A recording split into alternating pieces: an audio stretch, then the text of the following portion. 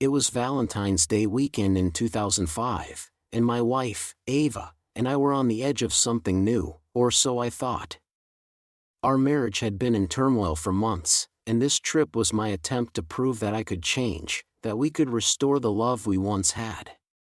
But Ridgeview Lodge holds a dark secret, one that altered everything and ensures I'll never set foot there again. My name is Jordan Miller, and this is my story. Ava and I had been married for 10 years by that time, and we were complete opposites.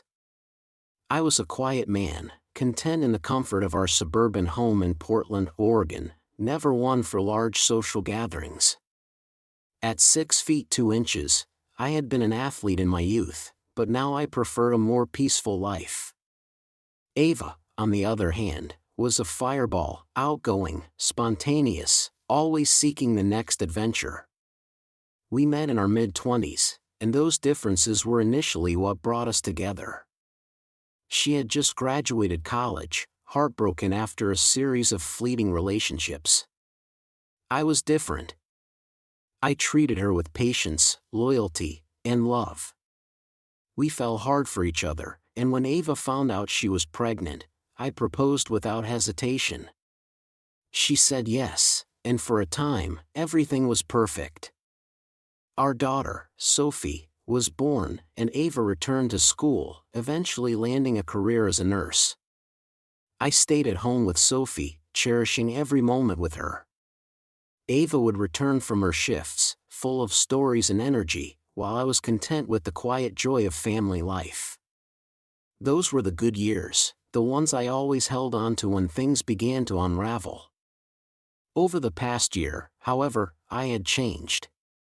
My usual quietness turned into withdrawal. I stopped socializing, stopped seeing friends or family. I retreated to the attic, lost in my thoughts or mindless TV. Looking back, I see now that I was struggling with depression, but at the time, I didn't recognize it.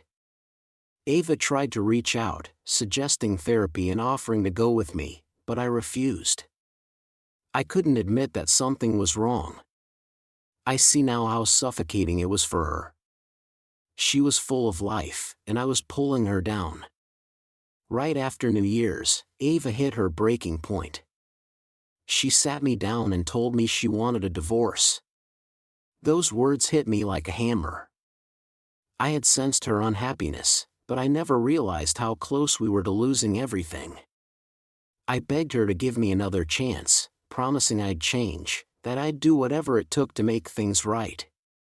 She looked at me, exhausted but hopeful, and said, "Okay, Jordan. Prove it." That's how the idea for this Valentine's Day trip came to be. I wanted to make it perfect, a surprise that would remind Ava of the man she fell in love with. For weeks, I kept it a secret, making phone calls when she wasn't around, taking notes in my journal. I reached out to her friends, her sister, even her mother, asking about her favorite things, foods, music, activities. I wanted every detail of the weekend to reflect her preferences. In my journal, I didn't just jot down logistics, I poured my heart out, expressing how much I loved her and how excited I was for the future. I envisioned us growing old together, watching Sophie grow up, and building a life filled with laughter and love. I was determined to make this weekend the start of our new beginning. On Valentine's Day, we dropped Sophie off at a friend's house and hit the road. Ava, dressed in a sleek red dress as I'd asked, sat next to me, curiosity sparkling in her eyes. "Are you going to tell me where we're going?" she asked, her voice playful. "Nope," I grinned. "It's a surprise."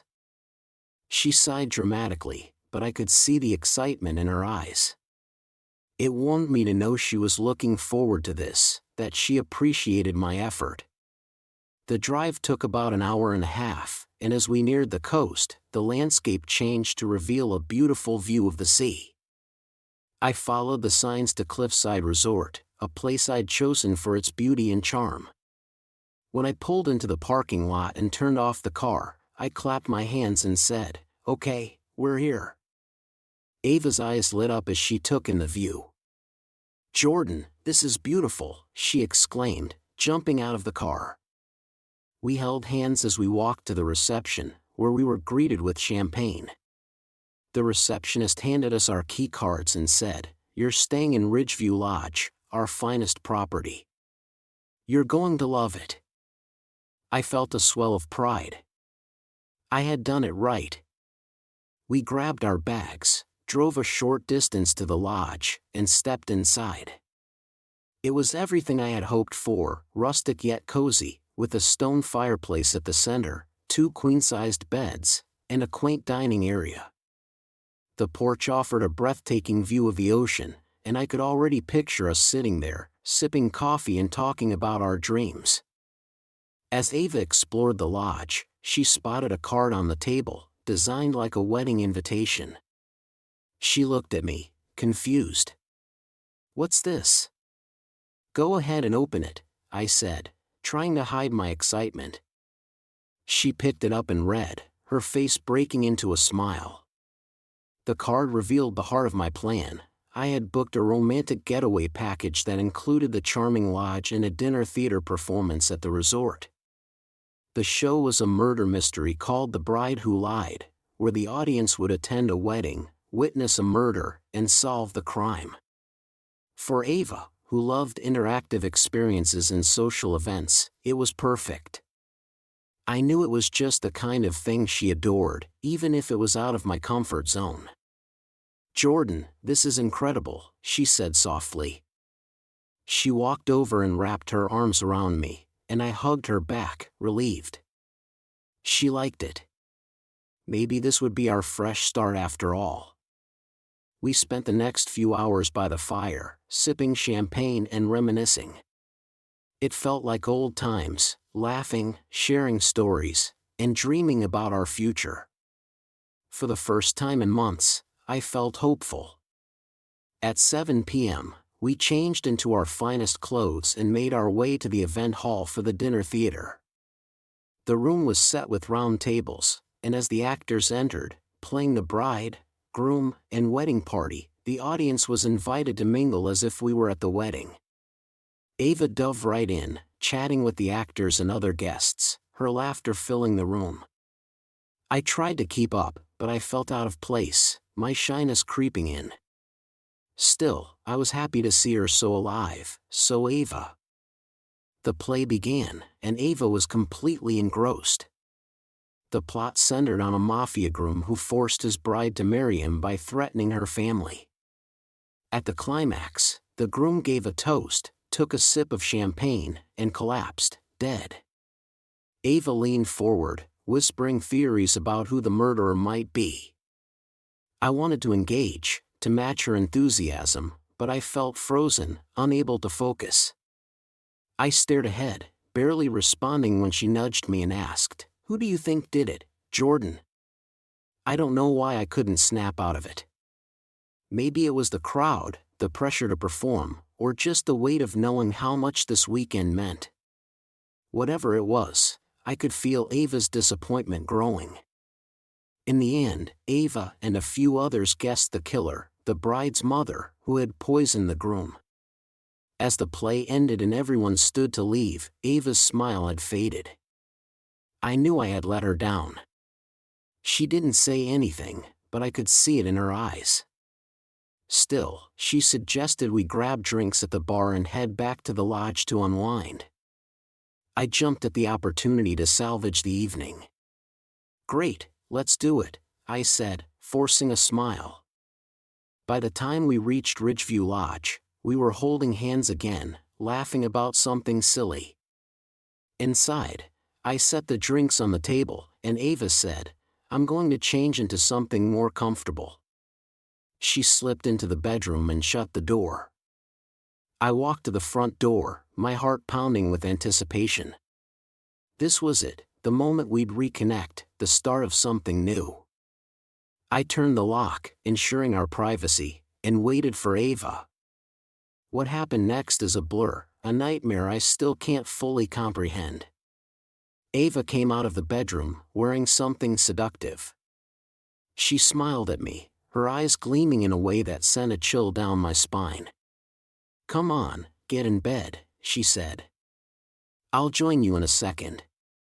I climbed into bed, my mind racing with hope. This was working. We were going to be okay. I lay back, watching as Ava rummaged in her bag. She turned to me, holding something I couldn't quite make out. Before I could react, she was at my side, and I felt a sharp prick in my arm. My eyes widened as I saw the syringe in her hand. "Ava, what?" My body went limp, paralyzed, but my mind was fully awake, fully aware of everything. Ava set the syringe down calmly, her face cold and emotionless. She reached for a can of lighter fluid, and my heart stopped. No. This couldn't be happening. She poured the liquid over my face and chest, the chemical smell burning my nostrils. I wanted to scream, to beg, but I couldn't move, couldn't speak. The last thing I saw was Ava striking a match, her eyes unfeeling. The flame caught, and the world turned to fire. I don't know what happened after that, not really. I know that Ava walked out the back door, leaving it cracked, and went to the lobby, pretending to be frantic, claiming her husband was trapped in a fire. A man named Jack Rowe overheard her and rushed to the lodge with his cousin, finding it engulfed in smoke. Jack crawled inside, dragging out what was left of me. My face was gone, burned beyond recognition. I was gone. The police pieced it together later. Ava had used succinylcholine, a drug she had access to from her job, to paralyze me. It stopped my breathing, but not before I was fully conscious during every agonizing moment. She had been planning this for months, not just venting to friends but openly discussing wanting me dead. She was having an affair with a younger man, a Marine, and had decided I was in the way of her new life. While I was calling her friends to plan the perfect weekend, she was plotting my murder. My journal, filled with notes about our future, became the evidence of my love and her betrayal. Ava was convicted and sentenced to life in prison. Ridgeview Lodge, once a symbol of hope, became a place of horror, a reminder of the darkness that can lurk beneath a perfect facade. I'll never know why Ava did it, not truly. All I know is that I loved her, and I believed in us until the very end.